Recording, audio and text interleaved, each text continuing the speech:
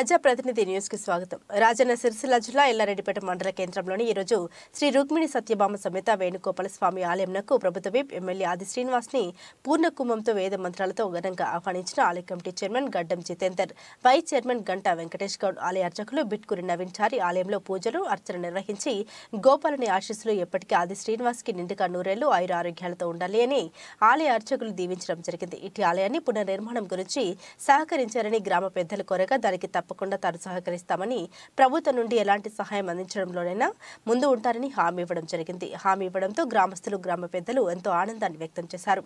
ఇట్టి కార్యక్రమంలో గ్రామ సర్పంచ్ నేవూరి వెంకటరెడ్డి, ఎంపీడీఓ చిరంజీవి, గుండారం కృష్ణారెడ్డి, ఉప సర్పంచ్ బొగ్గు రజిత, బాలరాజు యాదవ్, ఎంపీటీసీ అనసూయ, వార్డు సభ్యులు నాగరాజు, ఎల్లారెడ్డిపేట కాంగ్రెస్ పార్టీ అధ్యక్షులు సద్ది లక్ష్మారెడ్డి, బ్లాక్ కాంగ్రెస్ అధ్యక్షులు దొమ్మాటి నర్సయ్య మరియు Timmapur single window vice chairman Bugga Krishnamurthy Sharma, జిల్లా మైనార్టీ ఉపాధ్యక్షులు ఎస్కే గౌస్ మరియు సాహెబ్ మరియు కరిక శ్రీనివాస్, దండు శ్రీనివాస్, ఒగ్గు బాలరాజు యాదవ్, మహమ్మద్ లాలా, గ్రామ పంచాయతీ సెక్రటరీ దేవరాజ్ మరియు ఇట్టి 6 గ్యారంటీల దరఖాస్తులను ఎమ్మెల్యే ఆది శ్రీనివాస్ గారికి అందజేశారు.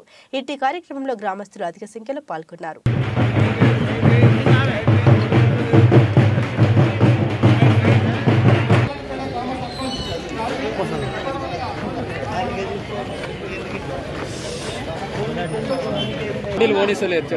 నువ్వు ఇక్కడ ఉండదు కదా ప్రెస్ బాగుంటుండే నువ్వు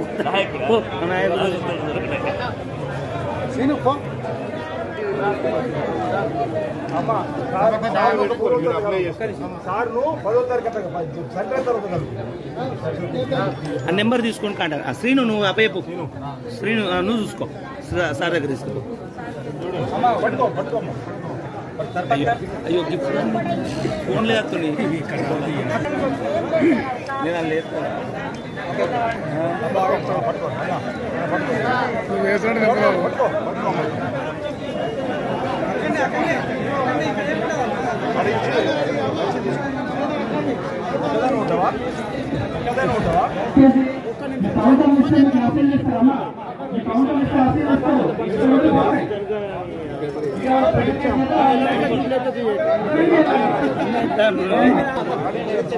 తొందరపడు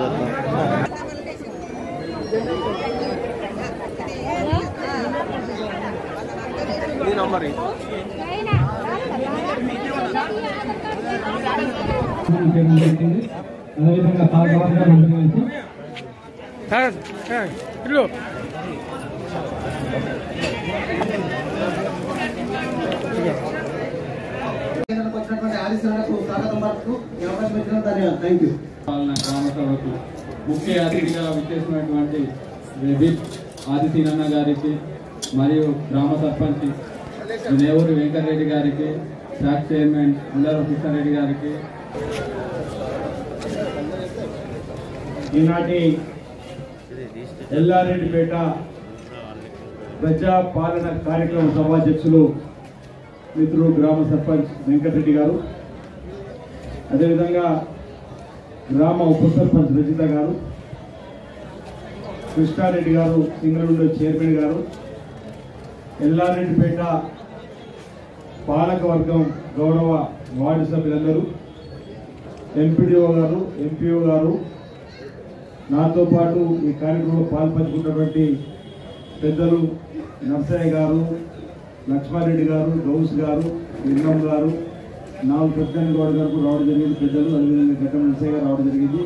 చాలామంది పేరు పేరున ప్రతి ఒక్కరు కూడా ఈ కార్యక్రమంలో పాల్పంచుకున్నటువంటి మిత్రులు, ఎల్లారెడ్డిపేట గ్రామ అన్ని కుల సంఘాలకు సంబంధించినటువంటి పెద్దలు, మహిళా తల్లులు, యువతీ యువకులు, పాత్రికేయ మిత్రులు అందరికీ కూడా నా హృదయపూర్వకమైన నమస్కారం తెలియజేస్తా ఉన్నా.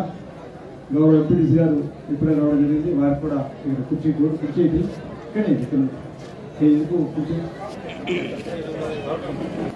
పాత్రికేయ మిత్రులు కూడా నా హృదయపూర్వకమైన నమస్కారం సందర్భంగా తెలియజేస్తూ, ముందుగా ఎల్లారెడ్డిపేట గ్రామ ప్రజానికానికి ఇప్పుడే గౌరవ ఎంపీడీఓ గారు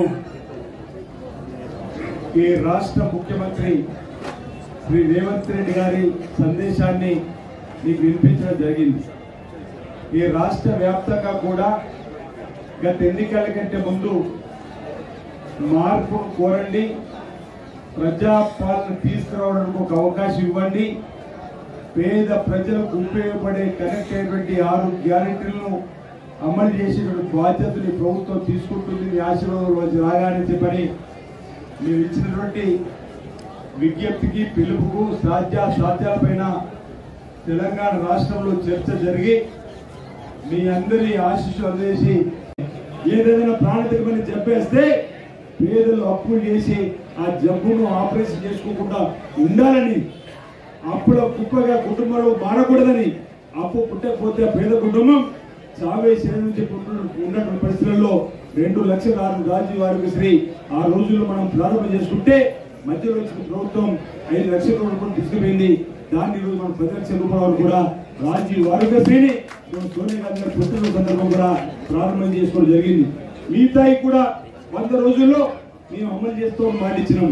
7వ తేదీకి 30 రోజులు అవుతుంది ఈ ప్రభుత్వం ఏర్పడి, ఇంకా 60 రోజుల సమయం ఉంది.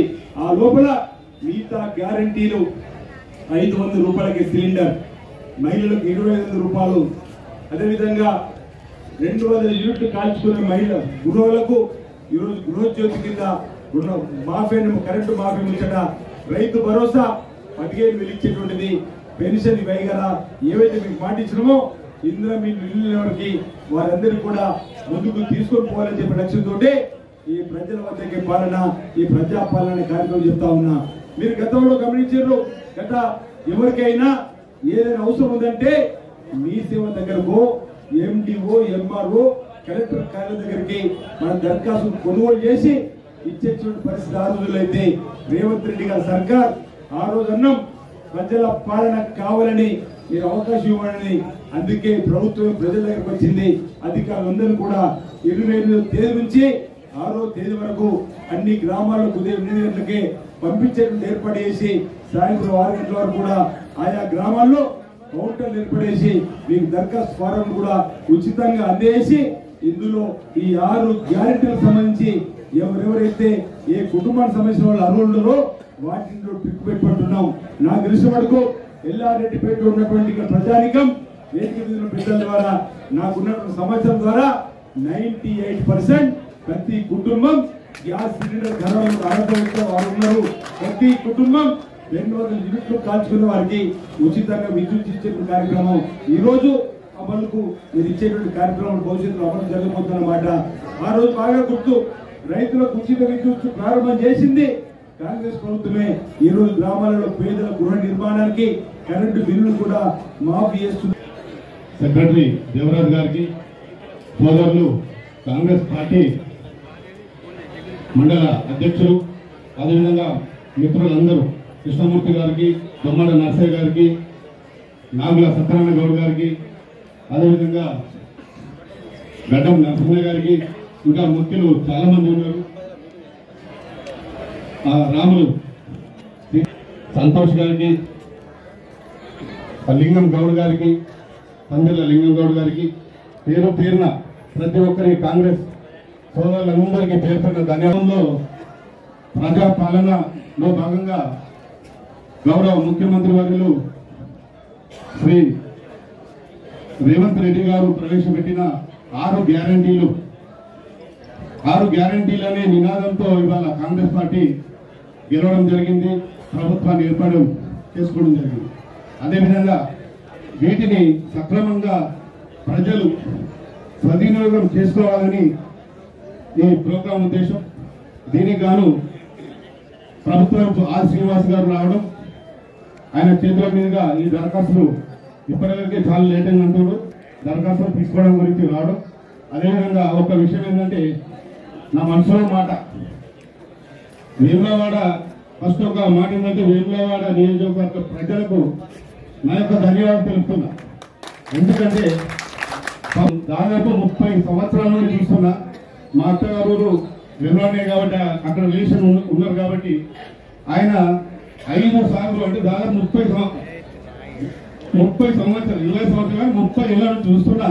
ఆయన ప్రజా సేవల్ని, ఆయన ఆస్తులు అన్ని అమ్ముకుంటూ కూడా ప్రజలలో మంచిగా చెడైనా మెదిలింది కాబట్టి వల్ల ఆ ప్రజలు గుర్తించి ఆదిశీనన్నకు పట్టం కట్టడం అనేది నిజంగా ఆ ప్రజలందరికీ నాకు ధన్యవాదాలు చెప్తున్నాను. ఎందుకంటే మంచి అనేది మంచి ఆదిశీనన్న కనుక అక్కడ గెలవకపోతే ప్రజలు నమ్మే పరిస్థితి కాదు.